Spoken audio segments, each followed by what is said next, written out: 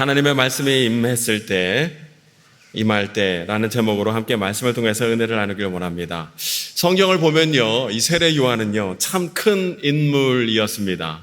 세례 요한이 요단강에 나와서 말씀을 전하며 세례를 주었을 때 정말로 많은 사람들이 구름대처럼 그에게 몰려와 세례를 받았고요.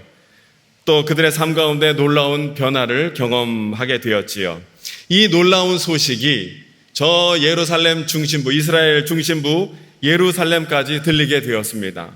그래서 대제사장들, 지도층 인사들이 사람을 보내서 세례 요한에게 물었습니다. 당신이 성경에서 예고한 그리스도입니까?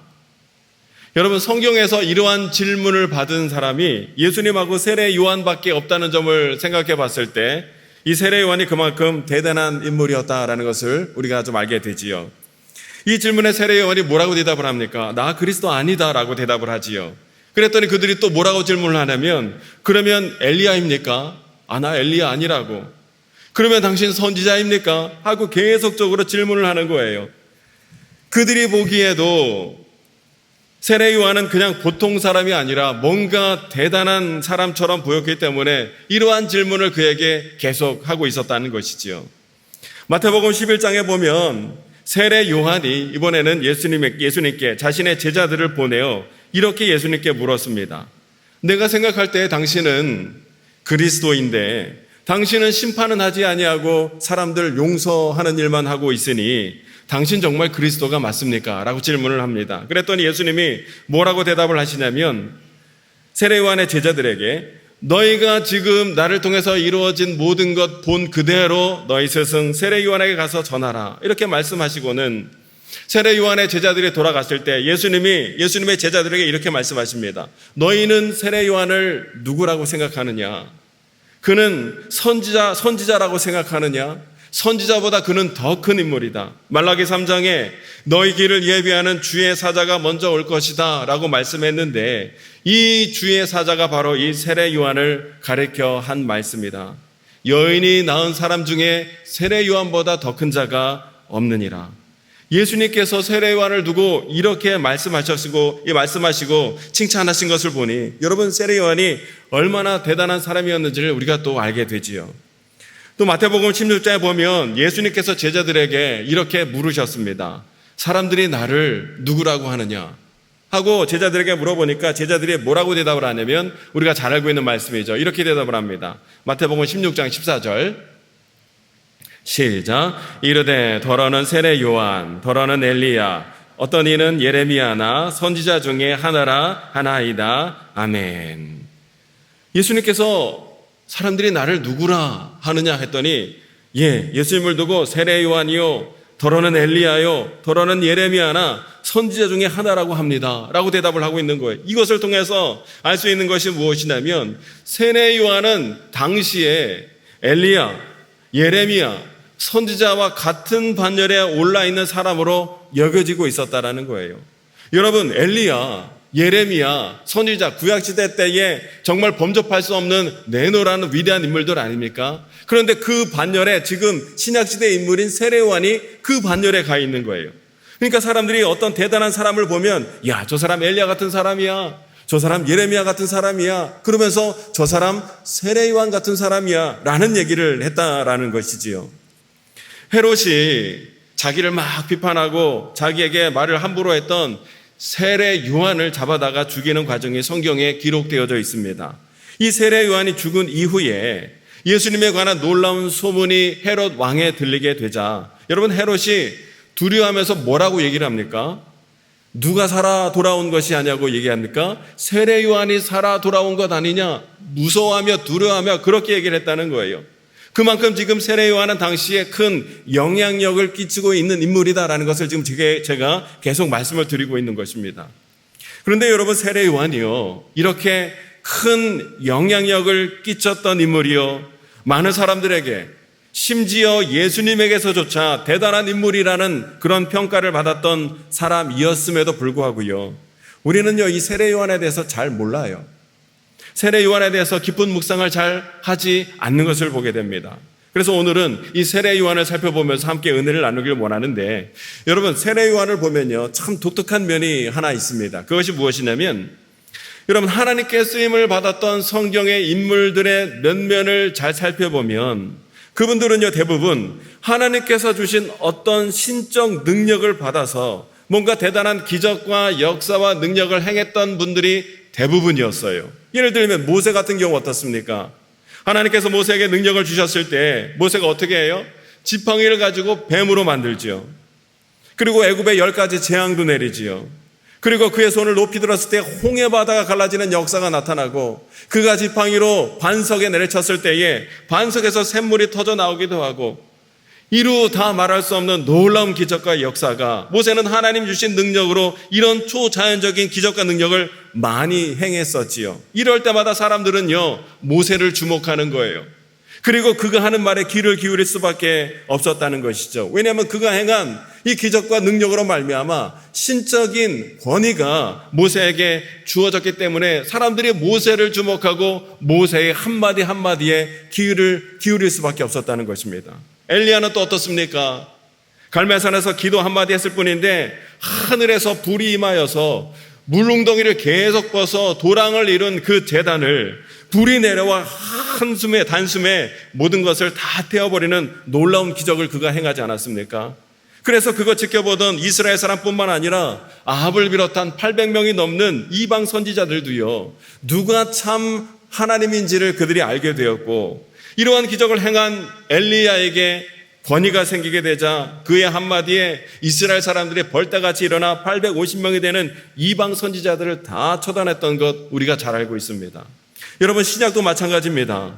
베드로와 요한이요 성전 미문에 앉아있는 안진뱅이를 일으키는 기적을 행했지요. 그 이후로 사람들이 베드로와 요한을 주목하는 거예요. 특별히 베드로를 주목합니다. 베드로가 전하는 그리스도에 대한 소문을, 그리스도에 대한 복음을 듣고 그들이 예수님을 영접하며 받아들이기 시작했다는 거예요. 예수님께서 주신 이 능력을 가지고 이런 기적과 능력을 행하였을 때 많은 사람들은 비로소 그를 주목하였고, 그가 하는 말을 믿고 그가 하는 말에 많은 영향을 받기 시작하면서 그의 삶이 변화되는 놀라운 역사가 일어나게 되었다는 것이죠. 그런데 여러분 놀랍게도요 세례 요한 통해서는요 이러한 일이 하나도 일어나질 않습니다. 정확하게 보다 더 표현을 하자면 하나님께서는요 세례 요한을 통해서는 이러한 초자연적인 기적과 능력 하나도 일으키지 않으셨어요. 여러분 뭐 생각나는 게 있으십니까? 없어요. 왜냐하면 그럴 필요가 없으셨기 때문입니다. 초자연 현상, 기적과 능력을 일으키지 않았음에도 불구하고 세례 요한이 하나님의 말씀을 전했을 때에 그 말씀 자체가 권위를 띠므로 사람들 귀에 쏙쏙 들어가고요 사람들의 마음을 움직이고 만지고 회개시키는 가운데 놀라운 변화를 그 말씀을 통해서 일으키는 그 역사가 말씀을 통해서 일어났다는 것이에요. 그러면 어떻게 이런 세례 요한에게 이런 일이 일어날 수 있었을까? 도대체 그러면 세례 요한에게 있었던 것은 무엇일까? 생각해 봤을 때 여러분 누가복음 3장 2절에서 3절 말씀을 함께 읽어보실까요? 시작. 안나스와 가야바가 대제사장으로 있을 때에 하나님의 말씀이 빈들에서 사가랴의 아들 요한에게 임한지라. 요한이 요단강 부근 각처에 와서 죄 사함을 받게 하는 회개의 세례를 전파하니. 아멘. 하나님의 말씀이 빈들에 거하고 있는 세례 요한에게 임했어요. 그런데 세례 요한이 그 말씀을 가지고 사역했을 때, 주님의 일을 행했을 때 이전에 기적을 행했던 사람들만큼이나, 아니 오히려 그들보다 더 큰 능력이 나타나서 사람들이 회개를 하고 사람들이 주님께로 돌아오고 사람들의 삶과 행동 가운데 놀라운 변화와 역사가 그들의 삶 가운데 있게 되었다라는 거예요. 이것을 통해 우리가 먼저 알 수 있는 것이 무엇입니까? 말씀은 능력이라는 거예요. 여러분 한번 따라 보실까요? 말씀은 능력이다. 말씀이 능력이에요. 말씀 자체가 능력이라는 거예요. 다른 어떤 기적을 안 행해도 말씀 그 자체에 주님의 권세가 있어서 말씀 그 자체가 하나님의 일을 행한다는 것이에요. 여러분 말씀이 사람을 만지면 위로가 됩니다. 아무리 사람이 옆에서 시시콜콜 이런저런 얘기를 해도 위로가 안 되거나 위로가 된다 할지라도 금방 원점으로 돌아오기 마련인데, 그러나 그 사람에게 어느 순간 하나님의 말씀이 쑥 하고 들어가게 되면요, 사람의 말과는 비교할 수 없는 위로와 힘과 변화가 그에게 넘치게 되더라는 거예요. 여러분, 하나님 말씀이 임했을 때 겁 많던 사람들이 용기 있는 사람이 되어지고요, 하나님 말씀이 임했을 때 교만했던 사람이 겸손한 마음을 품게 되고요, 하나님 말씀이 임했을 때 관계적으로 늘 힘들어한 사람이, 늘 부딪혔던 사람이 말씀이 임했을 때 관계의 회복을 누리는 자가 될 수 있더라는 것이죠. 오늘 저와 여러분에게 하나님 말씀이 임하는 은혜가 있게 되시기를 주의 이름으로 축원합니다. 특히 여러분, 우리 가정 가운데 하나님 말씀이 임해야 된다는 거예요. 우리 교회 가운데 더욱더 강력한 하나님 말씀이 임하게 될 줄로 믿습니다. 무엇보다 여러분, 이 말씀은요, 우리 세대에만 임해서는 안 돼요. 특히 하나님 말씀에 필요한 게 누구예요? 우리 자녀들, 후손들. 어떻게 하면 좋습니까? 이 자녀들. 오직 하나님의 말씀이 우리 자녀와 후손들 가운데 임해야 그들이 마땅히 살 길을 얻게 될 줄로 믿습니다. 우리 자녀 가운데, 후손 가운데 강력한 하나님의 말씀이 임해야 한다는 사실이에요. 그런데 여러분, 하나님 말씀이 우리 가운데 임하고 우리가 하나님의 말씀으로 채워지기 위해서 오늘 우리가 기억해야 할 것이 두 가지가 있는데, 첫 번째는요, 하나님의 말씀은 누구에게 임하는가? 사모하는 자에게 말씀이 임한다는 거예요. 한번 따라 보실까요? 말씀을 사모하는 자에게 임한다. 말씀은 사모하는 자에게 임한다는 거예요. 사모한다는 게 무엇입니까? 사랑한다는 거예요. 갈망한다는 거예요. 기대한다는 거예요. 사랑하고 갈망하는 자에게 말씀이 주어지게 되더라는 것이죠. 누가복음 1장에 보면 세례 요한이 태어나기 전에 하나님의 천사가 세례 요한의 아버지와 어머니에게 나타나서 전했던 말씀이 있고, 또 그에 대한 그들의 반응이 있게 되고요. 또 1장 후반절에 보면 세례 요한의 출생과 어린 시절에 관한 말씀이 기록되어져 있습니다. 그리고 누가복음 2장에 보면 예수님의 출생, 예수님의 어린 시절에 관한 말씀이 나오지요. 그리고 누가복음 3장을 보면 세례 요한의 성인 시절, 그리고 세례 요한과 예수님과의 만남에 관한 말씀이 기록되어져 있습니다. 이렇게 누가복음 1장은 세례 요한의 출생과 어린 시절, 누가복음 2장은 예수님의 출생과 어린 시절, 누가복음 3장은 세례 요한과 예수님에 대한 말씀이 나오고 있죠. 때문에 우리가 세례 요한을 살펴보고 세례 요한에게 일어났던 일을 좀 더 자세히 살펴보기 위해서는 누가복음 1장 뒷부분과 3장 앞부분을 이렇게 연결시켜 보면 세례 요한에 대한 좀 더 정확하고 많은 사실을 우리가 알게 되는데, 누가복음 1장 마지막 절 80절은 이렇게 기록이 되어 있습니다. 함께 읽어보실까요? 누가복음 1장 마지막입니다. 시작. 아이가 자라며 심령이 강하여지며 이스라엘에게 나타나는 날까지 빈들에 있으니라. 아멘. 세례 요한에 관한 말씀입니다. 그리고 3장 2절 첫 부분입니다. 안나스와 시작. 안나스와 가야바가 대제사장으로 있을 때에 하나님의 말씀이 빈들에서 사가랴의 아들 요한에게 임한지라. 아멘. 먼저 1장을 보면요, 세례 요한이 이스라엘 백성들에게 나타나기 전까지 어디에 머물러 있었다고요? 빈들에 머물러 있었다라는 거예요. 여러분, 세례 요한이 빈들에 머물러 있었다는 얘기는 그가 에세네 학파에 속한 사람이었다라는 것을 우리가 짐작케 하는 부분입니다. 여러분, 에세네 학파가 어떤 사람들이냐면, 에세네파가 누구냐면 하나님의 뜻을 알고 오직 하나님의 말씀대로 살기 위해서 세상의 삶을 떠나 빈들에서, 광야에서 함께 모여 신앙 공동체 생활을 했던 사람이 바로 에세네파 사람들이었어요. 때문에 여러분, 에세네파 사람들은요, 먹는 일, 마시는 일, 입는 일, 이런 일반적인 생활에는요 전혀 관심이 없었습니다. 그래서 여러분, 성경에 세례 요한이 뭘 먹었다고 기록하고 있습니까?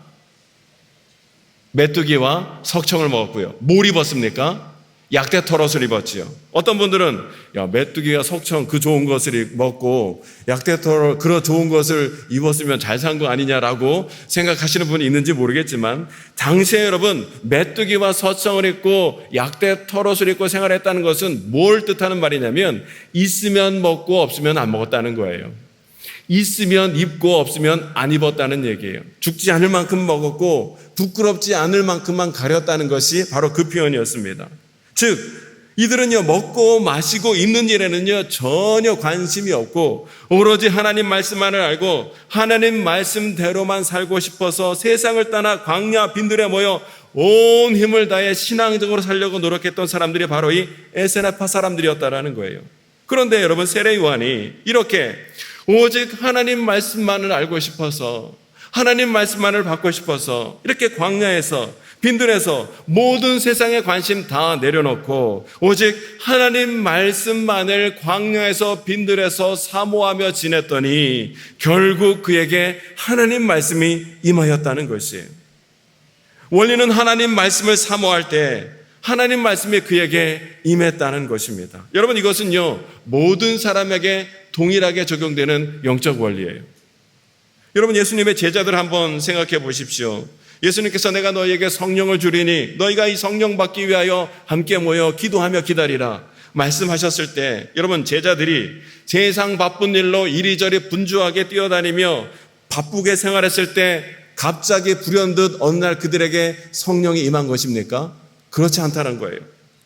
그들은요, 제자들은 예수님의 승천 이후에 주님의 약속을 기대하는 마음으로 세상에 이것저것 신경 쓰지 아니하고 다 함께 모여 오로지 기도에 힘쓰고 오직 하나님의 성령이 임하기를 간절히 기대하며 기도했을 때 마침내 불의 혀와 같은 성령이 그들의 머리 위에 다 임하는 성령 강림 사건이 그들에게 임하게 되었다는 것이. 베드로와 요한은 어떻습니까? 그들이 어느 날 갑자기 안증뱅이를 일으키는 기적을 행하였나요? 그렇지 않다는 거예요.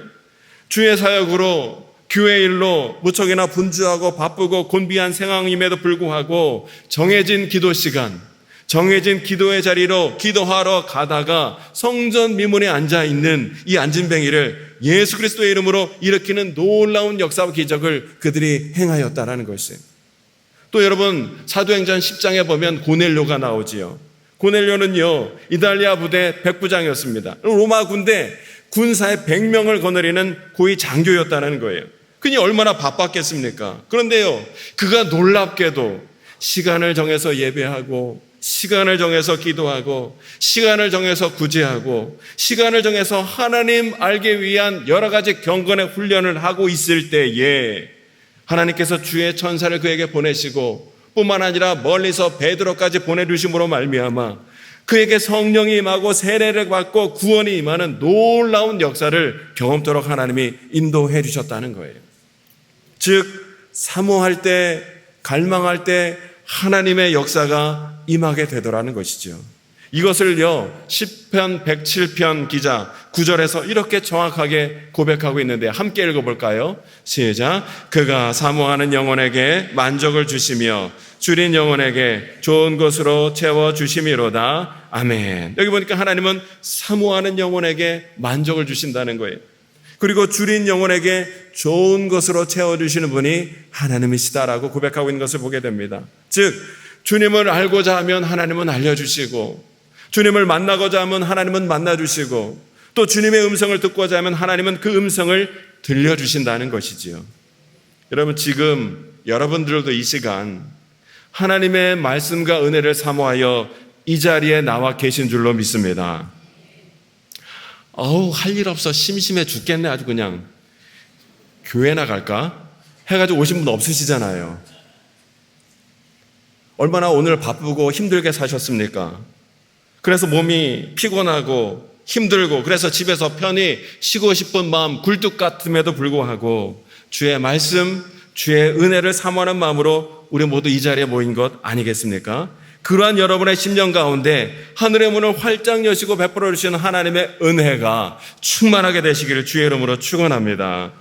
바라기는요, 하나님 말씀이 오늘 나에게 들리고 그 말씀이 내 심령 가운데 심겨지고 그 말씀이 자라고 말씀이 열매가 맺음으로 말미암아 우리 삶 가운데, 가정 가운데, 특별히 우리 자녀들 가운데 말씀의 열매가 풍성히 넘쳐나는 저와 여러분이 될 수 있게 되시기를 주의 이름으로 축원합니다. 사모하는 자에게 하나님의 말씀이 임하게 된다는 것이에요. 두 번째는요, 말씀은요, 기다리는 자에게 임한다는 거예요. 한번 따라 보실까요? 말씀은 기다리는 자에게 임합니다.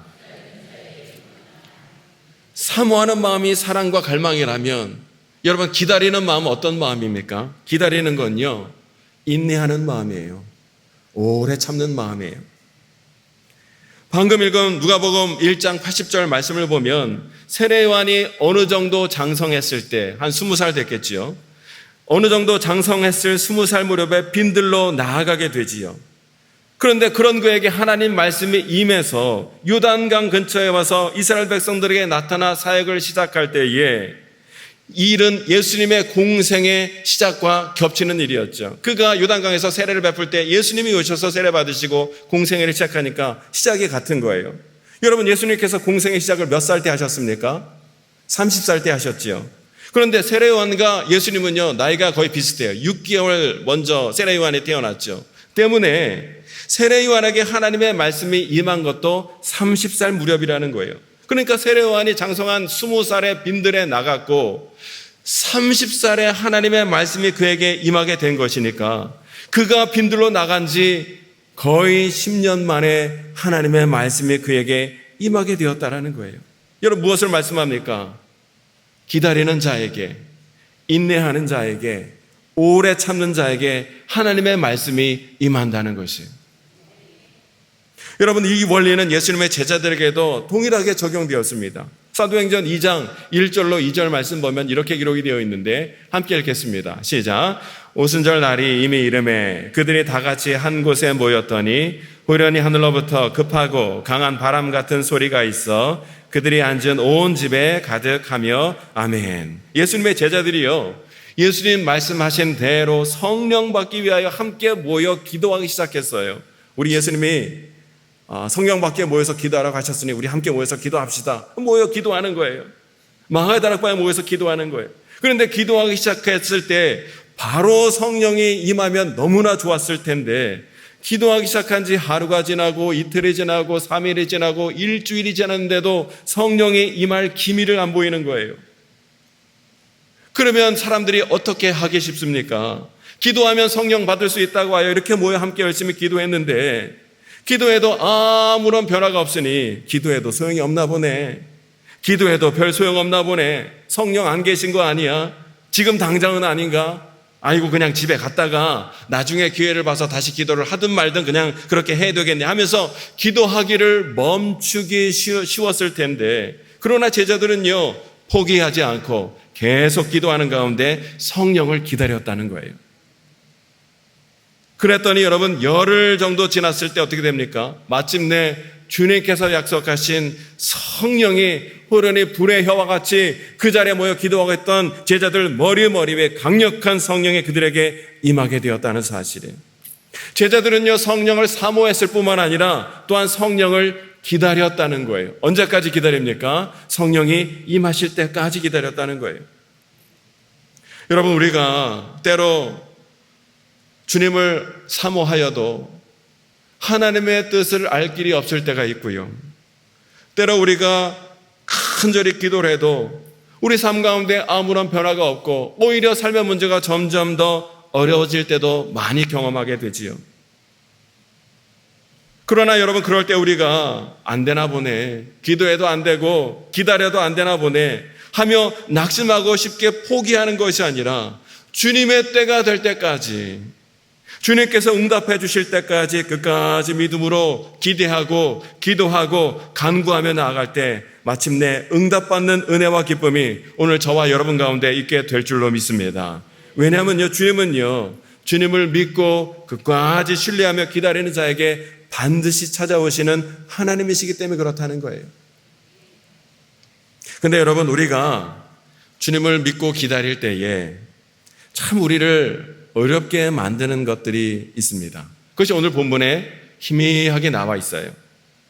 누가복음 3장 1절로 2절 말씀을 함께 읽어보실까요? 누가복음 3장 1절로 2절 함께 했습니다. 시작. 디베로 황제가 통치한 지 15해 곧 본디오 빌라도가 유다의 총독으로 헤롯이 갈릴리의 분봉왕으로 그 동생 빌립이 이두레와 드라고니 지방의 분봉왕으로 루사니아가 아빌레네의 분봉왕으로 안나스와 가야바가 대제사장으로 있을 때에 하나님의 말씀이 빈들에서 사가랴의 아들 요한에게 임한지라. 아멘. 하나님의 말씀이 빈들에서 세례 요한에게 임하기까지 여러분 엄청나게 복잡한 것들 우리가 읽었지요. 이게 다 우리가 주님을 기다릴 때 힘들게 만드는 요소들이라는 거예요. 누가복음 기자는요, 빈들에 있는 세례 요한에게 하나님의 말씀에 임했을 때의 상황을 1절, 2절을 통해서 간략하게 요약을 하고 있는데 1절 앞부분에 보면 이렇게 나와 있죠. 3장 1절 앞부분 시작. 디베르 황제가 통치한 지 15해 곧 본디오 빌라도가 유대의 총독으로. 여러분, 디베르 황제, 본디오 빌라도, 이 성경에 나오고 있는 것을 보게 되지요. 그런데 여기 왜 굳이 성경에 로마 황제 이름이 이렇게 나오고 있는가 생각해 봤을 때 여러분, 하나님께서 예레미야에게 말씀하신 대로 유다가 쫄딱만해서 포로로 끌려가게 되지요. 바벨론의 포로로 끌려가게 됩니다. 바벨론의 나라가 완전히 망했어요. 그런데 70년 만에 다시 고향으로 돌아오게 되었는데 끌려갈 때는 바벨론 시민으로 끌려갔는데 돌아올 땐 누구 시민으로 돌아옵니까? 바사 제국의 시민으로 돌아왔어요. 유대를 지금 바사 제국에 통치하고 있는 거예요. 그런데 그 바사 제국을 누가 무너뜨립니까? 헬라 제국. 알렉산더 대왕의 신구약 중간기에 있어서 성경에 나와 있지는 않지만 헬라 제국, 알렉산더 헬라 제국이 그 바사를 무너뜨리고 그 유대 땅에 패권자로 들어서게 되지요. 그런데 그 이후에 이 헬라 제국을 또 누가 무너뜨립니까? 그 유명한 로마가 들어서게 된 거예요. 그래서 지금 로마가 전 세계와 지금 이스라엘의 주인으로 통치하고 있던 시절이라는 거예요. 이때 예수님이 이 땅에 오신 것이지요. 그래서 이스라엘의 역사를 이야기할 때 시대적 배경을 설명해 주기 위해서는 반드시 나오는 것이 로마 황제가 누군지, 그의 통치 몇 년의 일이었는지가 기록되어 있다는 것이죠. 근데 여러분, 로마는요, 점령하여 다스리는 그 땅의 자치권을 인정하면서도 그 지역에서 혼란이 일어나지 않도록 하기 위해서 로마에서 총독을 파견하였는데 이 당시 유대 총독으로 유대 땅에 파견된 사람이 누굽니까? 그 유명한 본디오 빌라도인 거예요.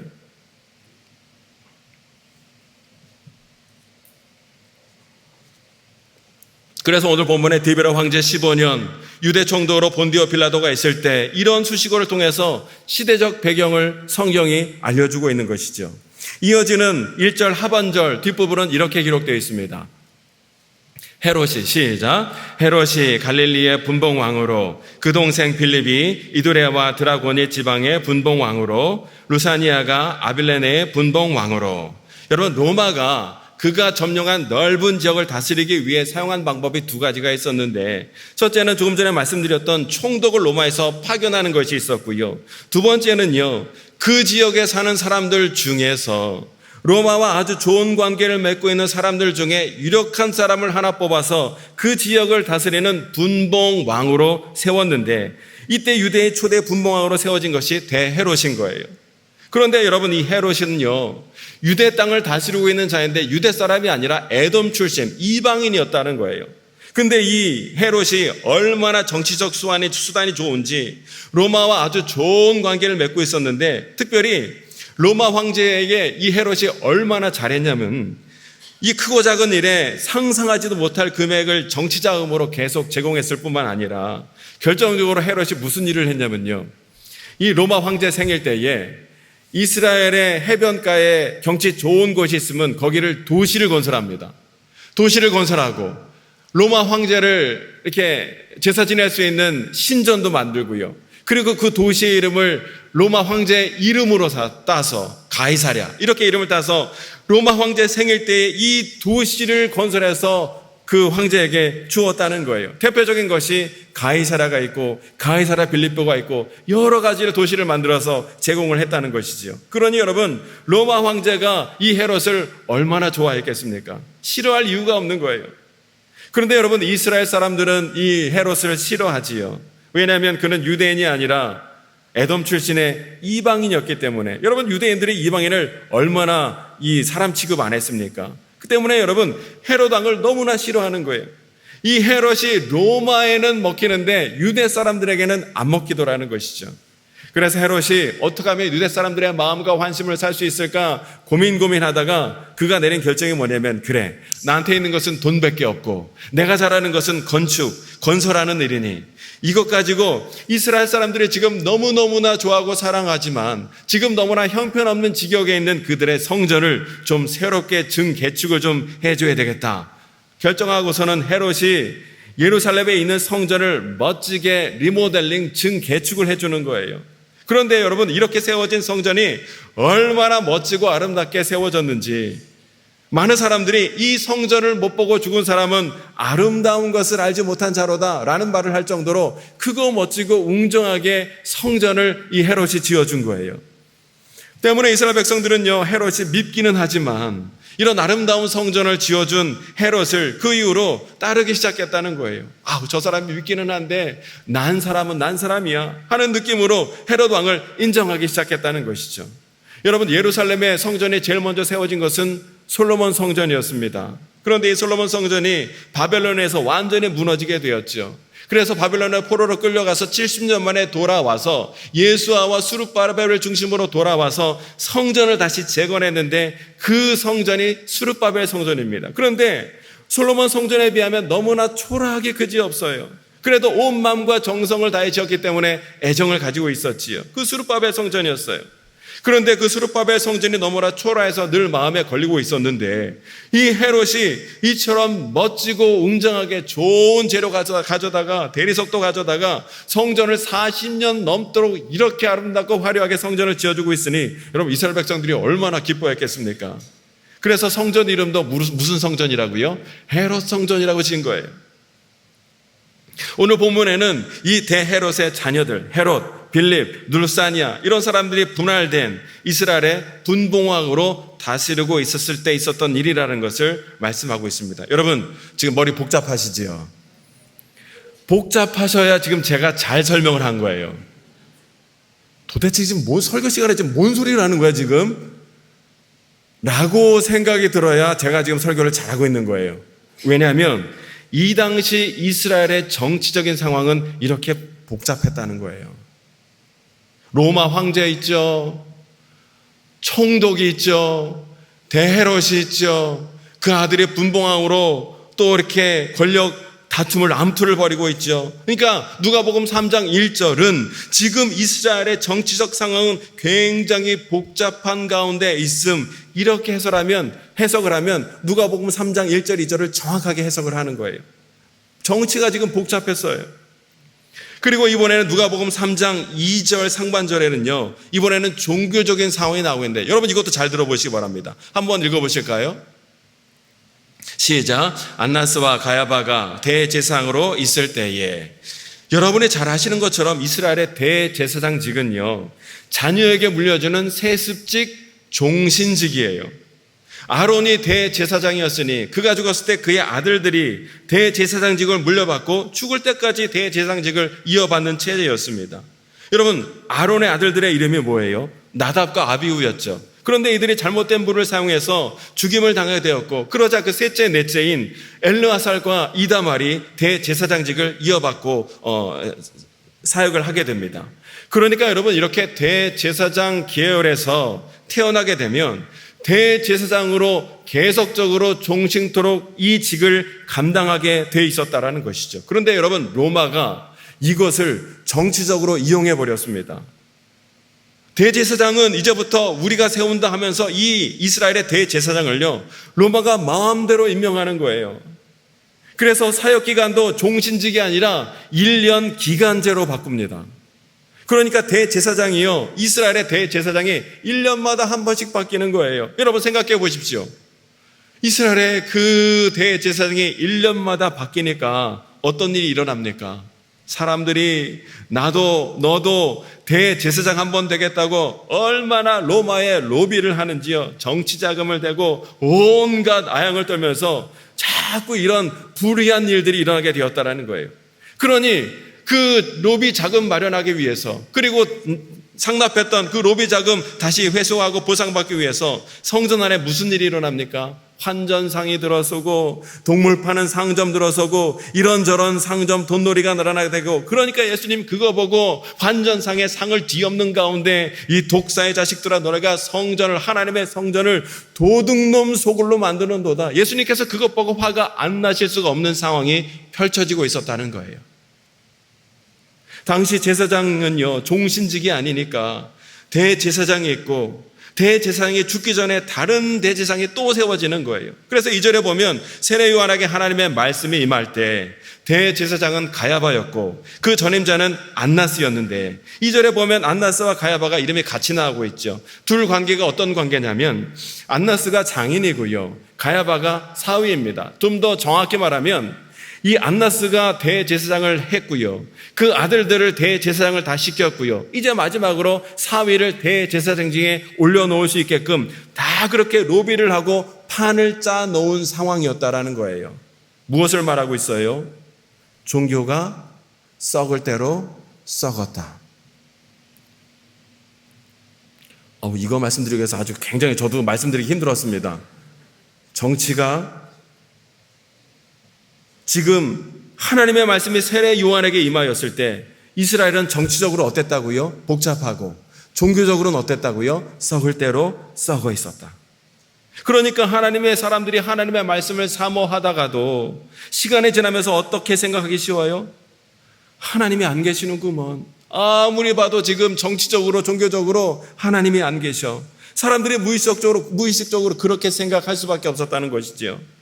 도대체 하나님이 계시다면 어떻게 이렇게 정치적으로 복잡하고, 하나님이 계시다면 어떻게 종교적으로 이렇게 썩고, 어쩜 이렇게 부패한 일이 비일비재하게 일어날 수 있는가? 그러니 하나님 안 계시는구만. 하나님 없어.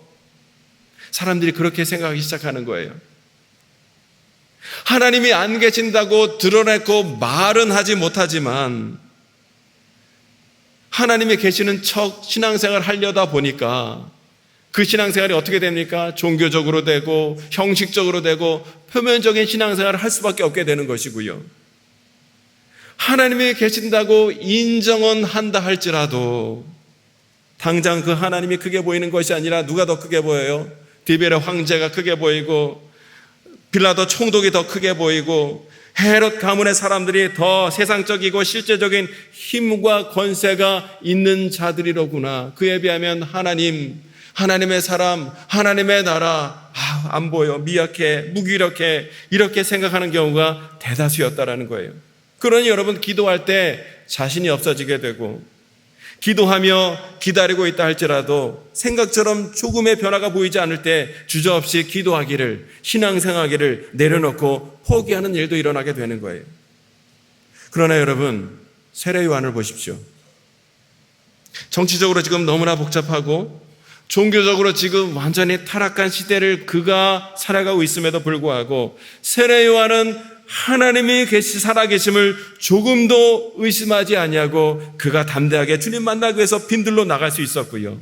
로마 황제, 유다 총독, 갈릴리 분봉왕 같은 사람들이 아무리 훨씬 힘있고 권세 있다고 사람들이 얘기한다 할지라도 그보다 하나님이 더 크시고 그들보다 하나님의 권세가 더 크고 강력하다는 사실을 그가 기억하는 가운데 계속해서 하나님의 말씀을 사모하고 하나님의 말씀을 끝까지 기다렸을 때 강력한 하나님 말씀이 그에게 임하게 되었고요.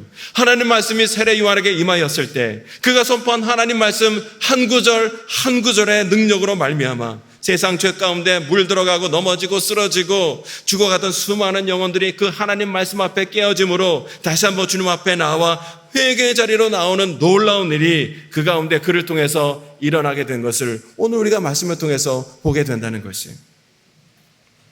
여러분, 지금 이 시대에도요, 얼마나 복잡한지 몰라요. 정치적으로요, 얼마나 복잡합니까? 제가요, 언제부터 뉴스를 안 보기 시작했습니다. 뉴스를 끄는 지 한 4개월 된 것 같아요. 오늘날 우리 큰딸 담비가 아버지 왜 요즘 뉴스 안 보세요? 뉴스를 봐야 이제 같이 TV를 조금 보니까 제가 뉴스도 안 보고 TV 안 보니까 좀 뉴스라도 이제 보라고. 아버지가 뉴스 볼 때 그렇게 싫었는데 이제는 좀 뉴스라도 좀 보시라고. 뉴스 보면 괜히 머리가 아픈데 안 보니까요 마음이 편해지더라고요. 얼마나 정치적으로 복잡한지 몰라요.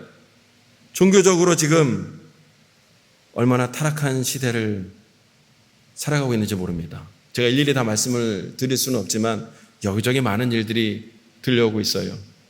특히 저희 담임 목사님이 총회 감독회장 선거 그리고 연회 감독 선거를 진행하는 중체단 책임자로서 이 선거 과정을 쭉 진행하면서 보니까 말할 수 없는 일들이 막 일어나니까 목사님 마음이 너무 아프시다는 거예요.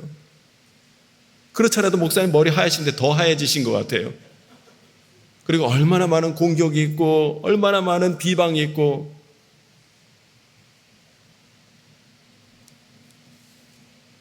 여러분 그래서 우리가 교회 다니면서 이렇게 신앙생활을 하고 있음에도 불구하고 그리고 또 기도하며 간절히 기다리고 있음에도 불구하고 이 정치적인 상황 또 종교적인 상황을 우리가 바라보면서 힘 빠지고 마음이 어려울 때가 오늘 우리에게도 얼마나 많은지 모른다는 거예요. 그러나 그럼에도 불구하고 오늘 우리가 말씀을 통해서 꼭 기억할 것이 무엇이냐면 지금 이 순간에도 우리 하나님은 살아계신 줄로 믿습니다. 지금 이 순간에도 하나님은 세상의 그 어떤 유력한 인물, 그 어떤 뛰어난 사람보다 하나님은 더 크고 높고 위대하신 분이 바로 우리 하나님이신 줄로 믿습니다. 그러한 세례 요한 같은 믿음이 오늘 저와 여러분들에게 있을 때에 우리는 세상에 지금 돌아가는 상황과 환경을 바라보면서 우리의 마음이 낙심하지 않고 실망하지 않냐고 그까지 계속해서 믿음 가지고 우리 주님 바라보며 이 믿음의 길을 계속 걸어갈 수 있게 되리라는 거예요. 오늘 말씀을 통해서 하나님의 존재와 하나님 능력에 대한 신뢰와 믿음이 오늘 저와 여러분들에게 더욱더 넘치게 되어지시길 원하고 그 믿음 가지고 세례 요한같이 끝까지 주님 바라보며 우리 주님께 나아갈 때 결국 하나님의 말씀이 우리 심정 가운데 강하게 임하게 되고 또 하나님의 말씀이 우리 가정 가운데 임하게 되고 하나님의 말씀이 우리 교회 가운데 임하게 됨으로 말미암아 결국 주 안에서 승리하며 하나님 앞에 귀한 열매로 영광 돌리며 나아가는 우리 모두가 될 줄로 믿습니다. 하나님 말씀을 통해 오늘도 세례 요한같이 우리를 통해서 이루시는 주님의 놀라운 역사가 오늘 저와 여러분의 삶을 통해서 특별히 하나님의 임재하신 말씀을 통해서 나타나는 은혜와 역사가 저와 여러분에게 더욱더 넘치게 되시기를 주님의 이름으로 축원합니다. 기도하겠습니다. 하나님, 지금 이 세상을 바라보면 너무나 복잡하고 타락한 어둠의 시대 마지막 때를 우리가 살아가고 있습니다. 하나님, 이 상황 가운데 우리를 견고하게 지켜주고 우리의 삶을 올바른 방향으로 인도하고 이끄시는 것은 오직 살아계신 하나님의 말씀이신 줄로 믿습니다. 더욱더 하나님의 말씀을 사모하게 이루시고 주의 말씀을 끝까지 기다리게 하심으로 말미암아 마침내 임재하신 하나님의 말씀의 능력으로 놀라운 하나님의 역사를 써내려가는 우리의 심령, 우리 가정, 우리 자녀, 우선 우리 교회, 이 나라 민족 될 수 있도록 은혜와 사랑 더하여 주시옵소서. 감사드리며 예수님의 이름으로 기도합니다. 아멘.